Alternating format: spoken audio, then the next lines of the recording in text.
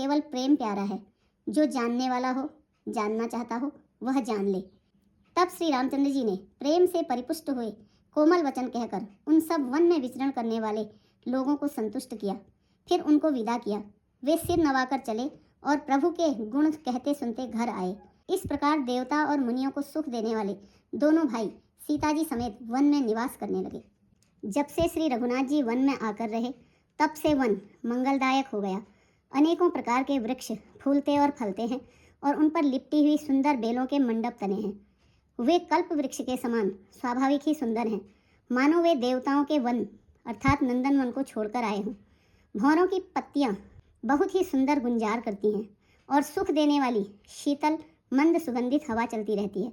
नीलकंठ, कोयल, तोते, पपीहे, चकवे और चकोर आदि पक्षी कानों को सुख देने वाली और चित्त को चुराने वाली तरह तरह की बोलियां बोलते हैं। हाथी, सिंह, बंदर, सुअर और हिरन ये सब वैर छोड़कर साथ साथ विचरते हैं। शिकार के लिए फिरते हुए श्री रामचंद्र जी की छवि को देखकर पशुओं के समूह विशेष आनंदित होते हैं। जगत में जहाँ तक जितने देवताओं के वन हैं, सब श्री राम जी के वन को देखकर सिहाते हैं। गंगा, सरस्वती, सूर्यकुमारी, यमुना, नर्मदा, गोदावरी आदि धन्य पुण्यमयी नदियाँ, सारे तालाब, समुद्र, नदी और अनेकों नद सब मंदाकिनी की बड़ाई करते हैं। उदयाचल, अस्ताचल, कैलाश, मद्राचल और सुमेरु आदि सब जो देवताओं के रहने के स्थान हैं और हिमालय आदि जितने पर्वत हैं, सभी चित्रकूट का यश गाते हैं। विंध्याचल बड़ा आनंदित है, उसके मन में सुख समाता नहीं, क्योंकि उसने बिना परिश्रम ही बहुत बड़ी बड़ाई पाली है।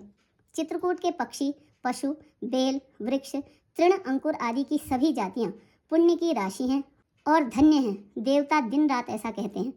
आँखों वाले जीव श्री रामचंद्र जी को देखकर जन्म का फल पाकर शोक रहित हो जाते हैं और अचर पर्वत, वृक्ष, भूमि, नदी आदि भगवान की चरण रज का स्पर्श पाकर सुखी होते हैं।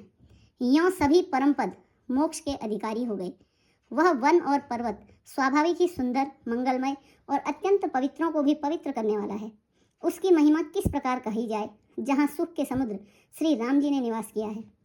क्षीर सागर को त्याग कर और अयोध्या को छोड़कर जहाँ सीता जी, लक्ष्मण जी और श्री रामचंद्र जी आकर रहे, उस वन की जैसी परम शोभा है, उसको हजार मुख वाले जो लाख शेष जी हों तो वे भी नहीं कह सकते।